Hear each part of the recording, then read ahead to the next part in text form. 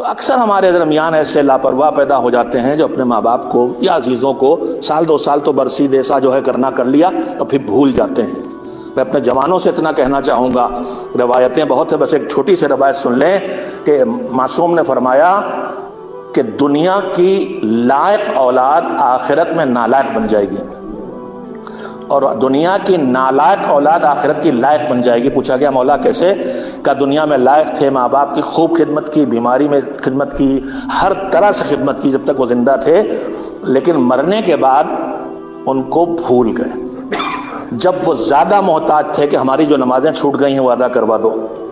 جب وہ زیادہ محتاج تھے کہ ہمارے روزے رہ گئے ہیں وہ رکھوا دو، جب وہ زیادہ محتاج تھے کہ اللہ نے حیثیت دی تھی مگر ہمیں اس وقت نہیں سکھایا گیا، ہم نے زیارتیں تو 10 کر لیں مگر واجب حج نہیں کیا ہے، واجب حج کروا دو،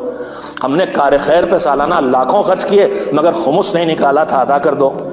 تو وہ میں جملے بہت قیمتی کہیں آپ سے، وہ محتاج تھے اس وقت توجہ نہ دی، تو یہ لائق نالائق بن جائے گا۔ لیکن دنیا میں نالائق تھا ماں باپ، اس کا یہ مطلب نہیں ہے کہ اب طے کر لیں کہ خوب ستائیں گے، میرے کچھ بچے بیٹھے ہیں کہ اماں ابا کو خوب ستائیں گے بعد میں ان کے لیے اچھے کام کر دیں۔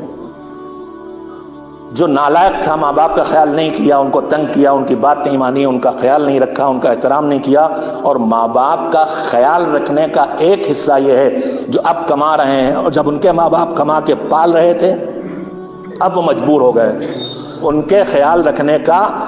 یہ مطلب نہیں ہے کہ وہ اپنی ضرورت بیان کریں تو تم پوری کرو۔ ماں باپ کا اتنا احترام ہے کہ انہیں تم سے کہنا نہ پڑے، تم ان کی ضرورتوں کا احساس کر کے پورا کرتے رہو۔ یاد رکھیے گا، صرف بزرگ حضرات سبحان اللہ کہہ رہے ہیں، جبکہ جوانوں کو متوجہ ہونا چاہیے کہ ان کا خیال رکھنے کا مطلب یہ ہے کہ جو کہیں تو کر دیا، یہ بڑی لیاقت نہیں ہے، جو کہیں نہیں مگر ان کی ضرورت ہو۔ اور غیرت مند ماں باپ اولاد سے کہتے نہیں ہیں، تکلیفیں اٹھا لیتے ہیں، اولاد سے محبت بھی ہوتی ہے کہ اس کو بتائیں گے اس سے تکلیف ہوگی، یہ زحمت پڑ جائے گا، لہذا آپ کو خیال رکھنا ہوگا۔ ماں کا سایہ چھن گیا جو ہر وقت گھر سے نکلتے دروازے پہ کھڑے کو غصہ کرتی تھی، جو چاہے ہم بڈھے ہو گئے تھے 50 سال کے اور ہماری ماں زندہ تھی تو جیسے جب 5 سال کے اسکول جاتے تھے تو انتظار کرتی تھی، ویسے 50 سال کے جاتے ہیں تب بھی پریشان ہوتی، بیٹا کہاں ہو، دیر ہو گئی ابھی تک آئے نہیں۔ یہ کوئی نہ ملے گا ماں باپ کے علاوہ جو اس طرح قدر کرے گا۔ اب ایسی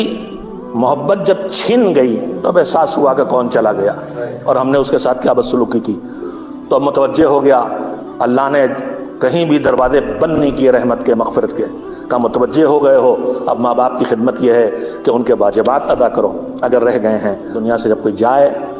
تو سب سے پہلے اس کے مالی واجبات ادا کیے جائیں، اس کا قرضہ ہے تو چکایا جائے، اس نے خمس نہیں نکالا تھا تو نکالا جائے، مالی واجبات ادا کیے جائیں۔ اور حکم مذہب یہ ہے کہ جب تک مالی واجبات ادا نہ ہو یا ادا کرنے کا پکا ارادہ نہ ہو، مرحوم کی میراث میں اس کے وارث تصرف نہیں کر سکتے۔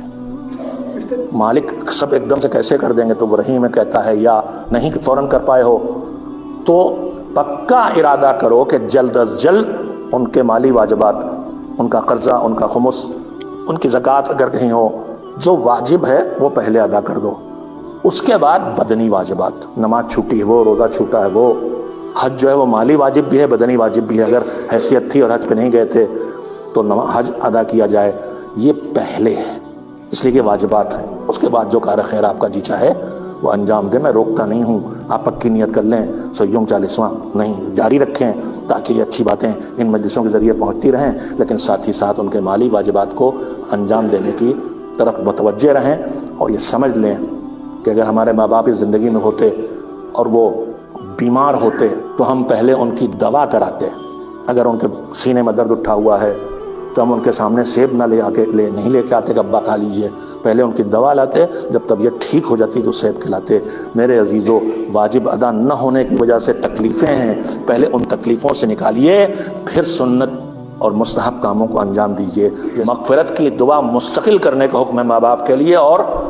ہمارے ہاں نہیں رائج ہے، کوئی دفن ہوتا ہے تو نماز وحشت پڑھ لی جاتی ہے، لیکن اس سے زیادہ تاکید ہے کہ جو وحشت قبر کو کم کرنے والی چیز ہے وہ مرحوم کی طرف سے صدقہ ہے۔